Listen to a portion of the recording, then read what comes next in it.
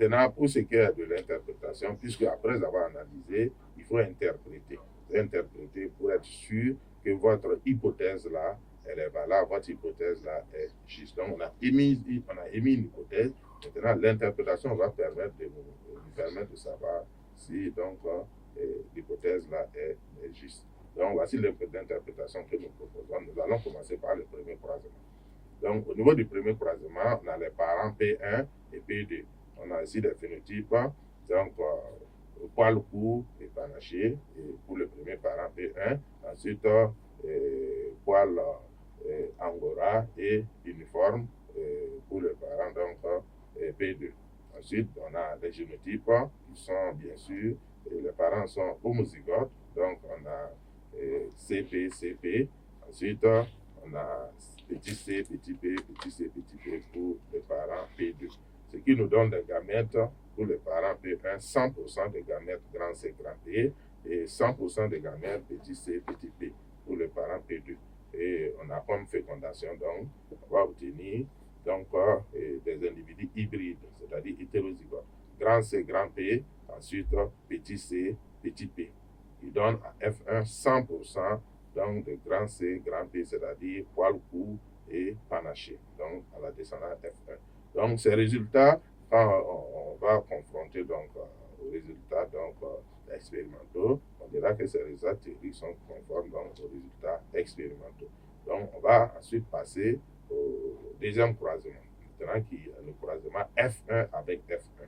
Donc, dans ce croisement, on a des parents également qu'il faut croiser F1 avec F1, c'est des hybrides, une interfécondation entre hybrides. Ensuite, on a des phénotypes, vont donner donc les mêmes phénotypes normalement, c'est-à-dire poil court et panaché, puisque c'est ce qu'on a dit. Ensuite, poil court et panaché pour les deux. Les génotypes là, donc, on va obtenir donc des génotypes hybrides, hétérozygotes, grand C, grand P, petit c, petit p. Et pour l'autre descendant et l'autre parent également, va donner donc grand C, grand P, petit c, petit p. Ce qui nous donne les gamètes. C'est ici, là, il faut faire très attention. Parce que chez le lapin, ce n'est pas comme chez la drosophile. Chez la drosophile, on parle de crossing over uniquement chez la femelle hybride. Donc, la femelle qui est 2 fois hybride, il y a crossing over. On dit que chez le mâle, il n'y a pas crossing over. Mais chez le lapin, il n'y a pas eu cette précision. Donc, le crossing over va se dérouler et chez le mâle et chez la femelle. Donc, il faut tenir compte. Donc, ce qui fait qu'au niveau donc, des descendants, que mâle ou femelle, on va avoir des gamètes suivants. Les parentaux.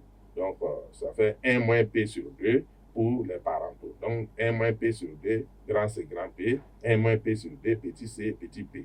Et de la même façon aussi sur l'autre parent F1, qui est la femelle, je suppose, on va avoir aussi 1 moins P sur 2, grand C, grand P, 1 moins P sur 2, petit c, petit p, et pour les gamètes parentaux. Maintenant, on a des recombinés. Donc, si on suppose que P est le pourcentage de recombinaison, donc on va avoir pour chaque type de recombiné P sur 2, ce qui donne P sur 2, grand C, grand P, et P sur 2, petit c, grand P. Ensuite, de l'autre côté aussi, on va avoir P sur 2, grand C, grand P, et P sur 2, petit c et grand P. Ce qui nous donne l'échiquier de croisement suivant, qu'on a essayé de simplifier. Et donc, vous voyez qu'il y a d'un côté, on va mettre les gamètes parentaux mâles, et de l'autre côté, les gamètes parentaux femelles, ce qui nous donne donc, avec le pourcentage donc, de recombinaison, donc le tableau. Et quand on va faire le bilan, on va tirer donc pour les parentaux et pour les recombinés. Ici, c'est surtout les recombinés qui nous intéressent. Et quand on essaie de les mettre ensemble, on va avoir donc tous les parents et les recombinés là. Donc, ça va nous donner, voilà, donc P sur 2 au carré plus P sur 2 fois 1 moins P sur 2 plus P sur 2 au carré plus 1 moins P sur 2 plus P sur 2 fois 1 moins P sur 2 plus P sur 2 fois 1 moins P sur 2. Donc, ce qui nous donne, si on essaie de faire, c'est plus mathématique que SVT, ça nous donne P facteur de 2 moins P sur 2. Donc, si on essaie de tirer, on va donc essayer de faire un calcul rapidement, les différentes valeurs qu'on a obtenues. Ça va nous donner donc P facteur de P et 2 moins P sur 2, donc qui correspond à 0,04 et 184. Donc, on va donc aboutir à une équation du second degré. Là, c'est les mathématiques, hein, c'est la seconde. Donc, il faut calculer delta. Voilà, donc delta va nous donner b carré moins 4, donc AC, ce qui va nous donner donc delta égale à, racine de delta plutôt égale à 1,9. Donc, on va tirer deux valeurs, x1 et x2.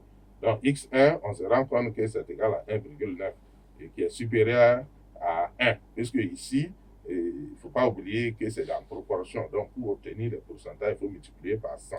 Donc, ce qui va nous donner normalement 190%.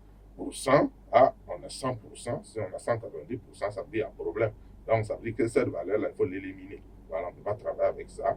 Maintenant, on calcule x2. x2, on voit que c'est égal à 0,05. Si on multiplie par 100, ça va nous donner 5%.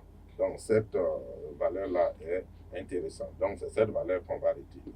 Maintenant, on va avoir donc P égale à 5%. Donc, si P est égal à 5%, on nous demande de faire la carte factorielle. Donc, de schématiser la distance entre les deux gènes. C'est ça la carte factorielle. Donc, il suffit de faire donc la représentation par des traits. Et maintenant, on prend une échelle et on essaie donc de calculer la distance en pourcentage de recombinaison. Pourquoi? Puisque la distance génique égale à 1%, 1 centimètre, qui est la distance des gènes, distance génique correspond à 1% de recombinaison. Donc, si on a 5% de recombinaison, donc on va prendre 5 centimorgans. Donc, c'est ce qu'on a essayé de faire. Donc, bien sûr, en respectant l'échelle, et bien sûr, il va correspondre donc au nombre de centimètres qu'on va prendre et on mesure donc, ça nous permet donc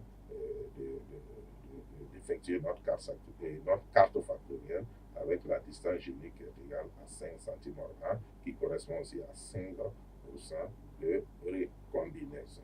Donc, il suffit de prendre une échelle.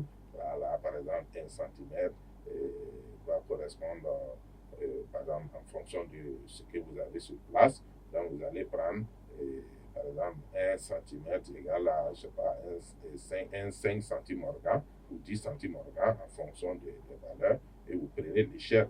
Mais maintenant, l'échelle qui est en centimètres, ça peut être peut-être 10 cm, mais les 10 cm là doivent correspondre à 5 centimorgans. Voilà, donc vous traduisez ça sur le schéma, donc en centimorgans, même si c'est en pourcentage, en centimètres, donc il faut faire donc la règle de 3 pour passer donc de centimètres à centimorgans. Et voilà, on va avoir ici par exemple les 10 cm, les 10 cm en réalité, ça va correspondre à 5 centimorgans sur le schéma. Donc vous allez mettre 5 centimorgans, même si dans l'échelle que vous avez prise là, ça correspond à 10 cm, mais ce qui est représenté ici, c'est 5 centimorgans. Donc ça, c'est l'échelle que vous devez traduire, donc bien sûr sur le graphique pour avoir donc votre distance génique.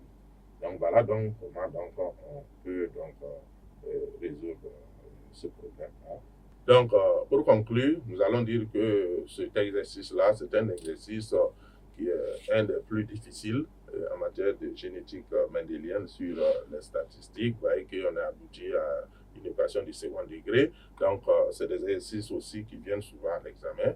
Et il faut donc vous entraîner là-dessus et bien sûr maîtriser les équations du second degré et comment les résoudre avec les delta et autres. Et bien sûr, faire attention surtout aux solutions proposées. Vous avez souvent deux possibilités. Il y a une qui peut être négative ou supérieure à 100%, donc on l'élimine. Voilà, les valeurs qu'on retient généralement, c'est les valeurs positives ou les valeurs donc, qui vont dans l'ordre du pourcentage de recombinaison. Voilà, parce qu'on sait que le pourcentage de recombinaison, généralement, c'est faible par rapport au pourcentage donc, des gamètes parentaux. Donc, il faut tenir compte de tous ces aspects avant donc, de tirer votre conclusion. Et à ce moment, vous allez pouvoir résoudre ce genre de problèmes sans grande difficulté. Donc, j'espère que vous avez bien suivi les explications et que ça va vous apporter quelque chose. Et je vous souhaite bonne compréhension.